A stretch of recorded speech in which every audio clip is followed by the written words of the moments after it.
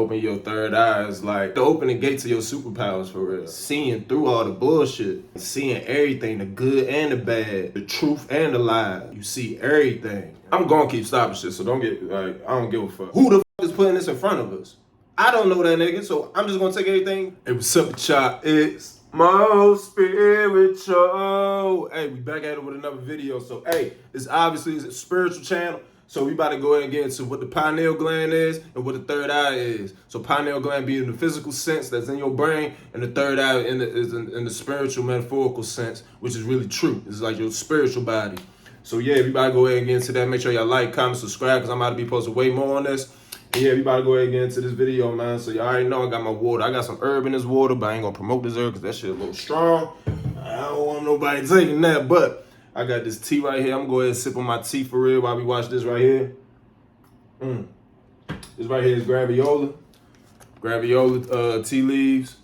And I love it, man. I take it almost just about every day or every other day, and it just make me feel good, you know. If you want that for yourself, go ahead and click the link down below and go to Black Vegan Shop and get yours. Yeah, let's go ahead and get into this video. All right, we about to go ahead and get into what the pineal gland is. A little 2-minute video. Show you the science behind it and all that shit. 2-minute neuroscience, where I simplistically explain neuroscience topics in 2 minutes or less. In this installment, I will discuss the pineal gland. The pineal gland was given its name because it has a pine cone-like shape. Unlike most brain structures, the Didn't know that. Like shape. Unlike most brain structures, the pineal gland is unpaired, meaning there is only one. Just in case you don't know, you probably know exactly what that means, but with your brain, you gotta, everything is dual, so you, or two of them basically, so you got, just like you got a right arm, left arm, you got a left brain, you got a right brain. So it's kind of like split into just like our body, but he's saying the pineal gland is only one thing, so that show you how significant that shit is. It's directly on the midline of the brain. The function most linked to the pineal gland is the secretion of a hormone called melatonin, which is best known for its role in regulating circadian rhythms. Melatonin secretion. Oh yeah, that got to deal with sleep and all that shit. The pineal gland is made up of secretory cells called pinealocytes, which secrete melatonin throughout the 24-hour cycle. Secretion is highest in the middle of the night. It begins to decrease as it gets closer to dawn and is lowest during daylight hours. Hey, run that back. Dawn and is. I know I gotta pause to fuck up the video because y'all know how copyright and all that shit go. But so that's crazy. You know, this spiritual shit. So this open-mindedness here. So it's kind of like, damn, because they really try to tell us, well, it's supposed to be the truth that time is an illusion. It's not real. It's like it's man-made shit. So, you know, nighttime and daytime is all supposed to really be one thing. And time don't just stop and chop up like we do it. It's just one fucking thing. So they saying, so that makes us go to sleep and all that shit. So it's crazy how they saying that shit peaks at night, but we forced to go to sleep because we gotta go up, go to work, gotta do shit. We forced to go to sleep at a certain time. And it's crazy how, you know what I'm saying, that shit go up at night. And that explains like why your brain's so creative in dreams when you sleep at night. So it's kind of crazy. And it drops by morning, so you wake up kind of at your low point, not a low point, but you kind of at a low point where it's just like, all right, you just controllable. You can just go on about your day and you sleep at the most pivotal time for your creativeness, which is crazy. My bad, I just had to say that real quick. I know I just started rapping and shit, but hey. This schedule of melatonin secretion is regulated by signals from the retina about light in the environment, which travel to a nucleus called the suprachiasmatic nucleus, and then via an indirect route to the pineal gland. The main function of the suprachiasmatic nucleus is to control circadian rhythms, and in addition to sending information about ambient lighting to the pineal gland, the suprachiasmatic nucleus also uses levels of melatonin as a signal to provide information about the time of day. Damn. But yeah, they say like light and dark is what would activate your pineal gland, or what, you know what I'm saying, the pineal gland shit is. Because I know it's only 2 minutes, but I read a tiny bit on it too. Because melatonin levels are highest during the hours of darkness, melatonin activity can be used as a signal that circadian rhythms should be in their nocturnal stage. If melatonin levels are high and someone is still wide awake, it is an indication circadian rhythms are not in sync. This might happen, for example, after flying across several time zones. In this case, melatonin is used by the suprachiasmatic nucleus as a signal to get circadian rhythm back on track. Due to its close association with nighttime, so sleep is needed. I was more so saying the structure, like us having to do shit, like you're supposed to be more free than that, but yeah. Circadian rhythms, melatonin has also been investigated as playing a role in promoting sleep, but the true relationship between melatonin and sleep is still unclear. All right, so that was the scientific term of what your pineal gland is. So now we about to go into what is your third eye? You just got the physical part of the brain, which is the pineal gland, but now we about to get to what your third eye is. So, what is referred to as the third eye is, we always said Shiva will open his third eye and he can burn up the whole existence if he wants. You need to understand, this is a dialectical. That's a bar for real. Power and open your third eye is like opening power to like, it's like the opening gate to your superpowers for real. He just told you how powerful the shit could be. You don't take these things literally, logically.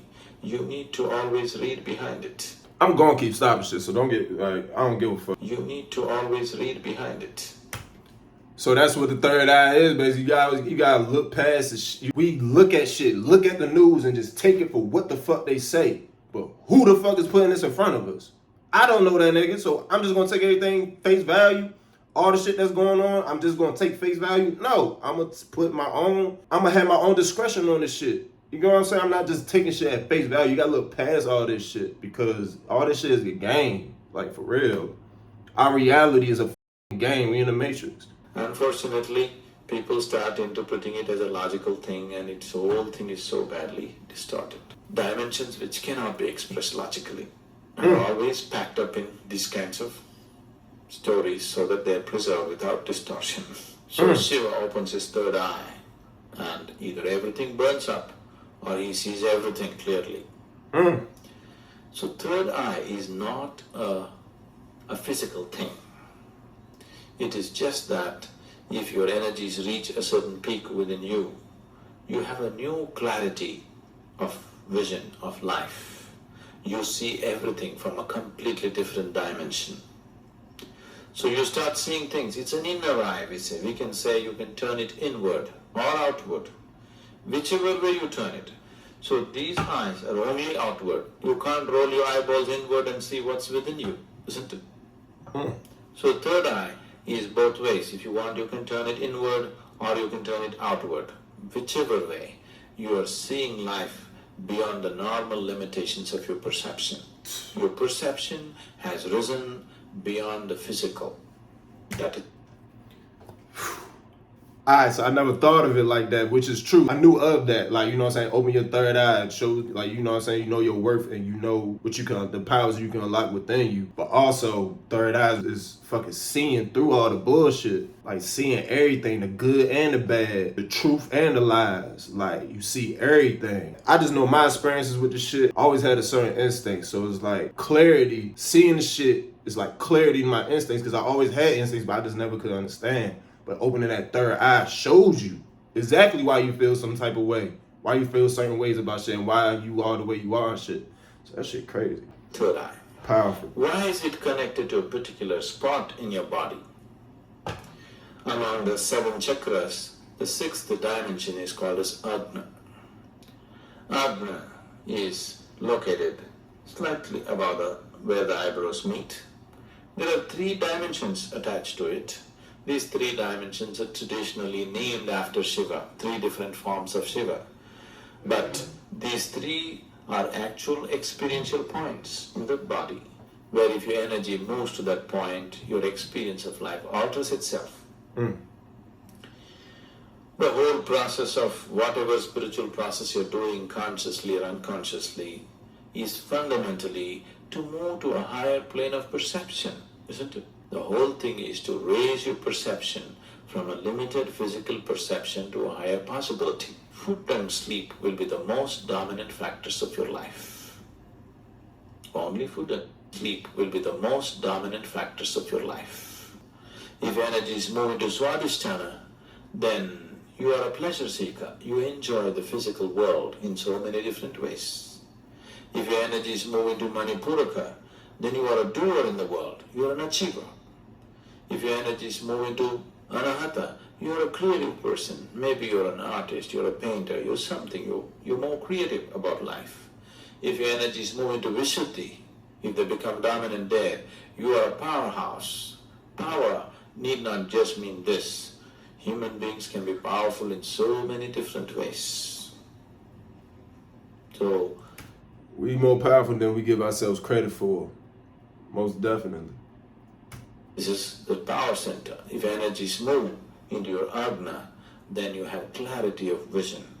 Now, you are intellectually realized, not experientially realized. Intellectually realized, you touched a point where life cannot disturb you.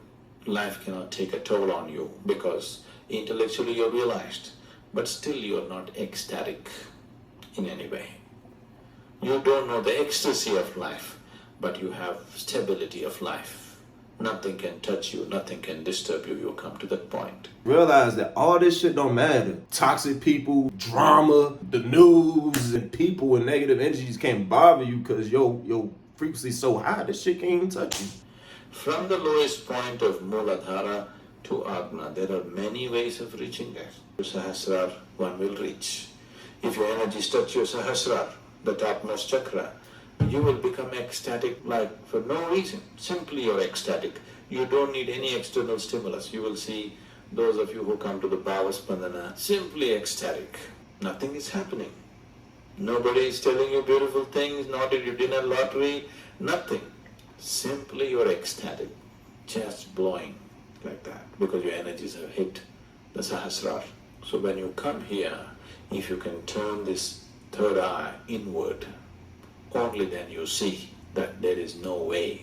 The only way is to jump into total emptiness. Either you must be crazy, an intuitive mind. See, for example, a person who is visually handicapped, his sense of the other four senses are very high, isn't it? Have you noticed this? Their capability is so uncanny about how they hear things, how they know things just by the direction of the sound is so uncanny.